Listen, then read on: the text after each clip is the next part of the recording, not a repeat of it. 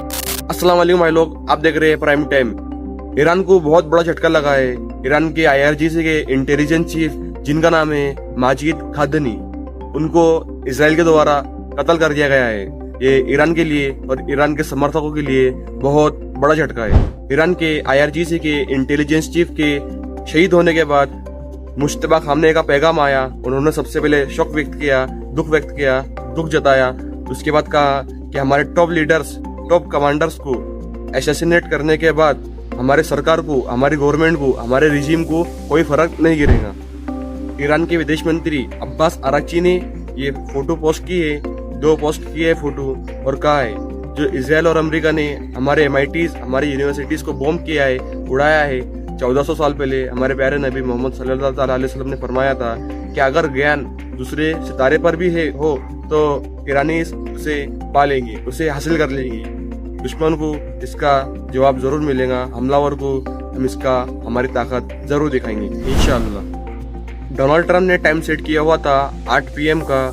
India के मुताबिक कुछ अगले 12 घंटे में ईरान पे बड़े हमले होने वाले हैं, और उसी को ट्वीट को रिट्वीट करते हुए जिम्बाब्वे में जो ईरान की एम्बेसी है उसने डोनाल्ड ट्रंप का मजाक उड़ाते हुए कहा है कि शाम का, रात का जो 8 बजे का वक्त है वो अच्छा नहीं होता, तो आप इसे बढ़ाकर रात में 1-2 बजे कर सकते हैं, या फिर दिन में 1-2 बजे। Thank you your attention for this important matter. इसकी बातों को कोई सीरियस नहीं ले रहा, सबको पता है ये पागल हो चुका है, कुछ भी बोल रहा है, गाली दे रहा है, इसकी बातों को कोई सीरियस नहीं ले रहा, तो सब इसे हल्के में ले रहे हैं। अब ये सबके सामने हल्का बन चुका है, सब इसे हल्का ही कह रहे हैं। ये गुलाबी जानवर को अब इसकी कुछ दुनिया में इज्जत नहीं रही।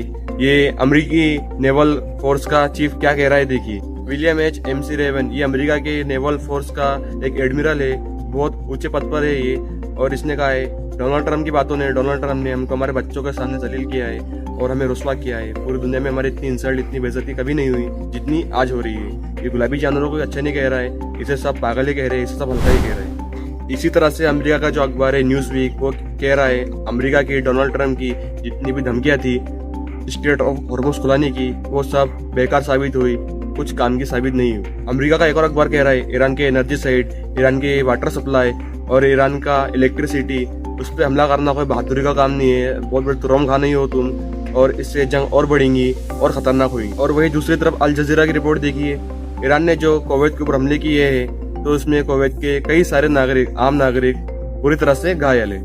और वही कुछ घंटे पहले ईरान ने अमेरिका के और इसराइल के कई ठिकानों के ऊपर, कई बेसों के ऊपर हमले करते हुए, ड्रोन स्ट्राइक करते हुए वीडियो जारी किए।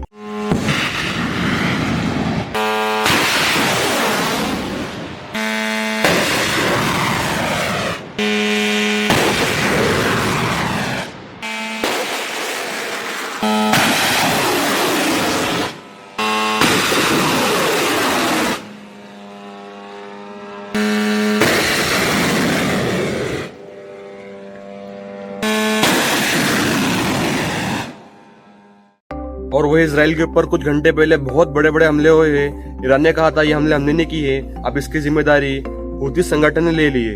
हूती संगठन ने कहा है इसकी जिम्मेदारी हम ले रहे हैं, और इसराइल के ऊपर जो हमले किए वो हमने किए।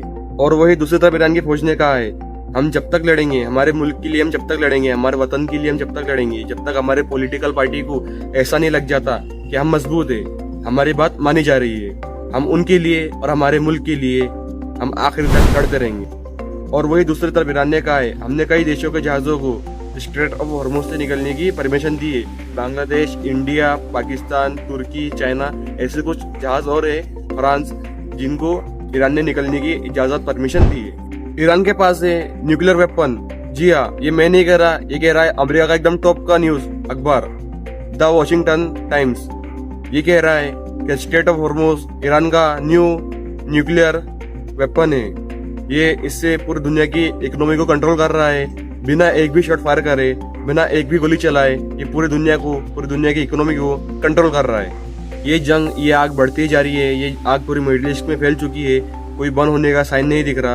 ईरान ने डील को ठुकरा दिया है। अब देखना यह होगा कि आगे जंग बढ़ेंगी या खत्म होंगी, या फिर कुछ गुड न्यूज जंग बंदी की खबर आती है। अभी फिलहाल के लिए इतना ही, इंतजार कीजिए मेरी अगली रिपोर्ट का। जब तक के लिए अल्लाह हाफिज।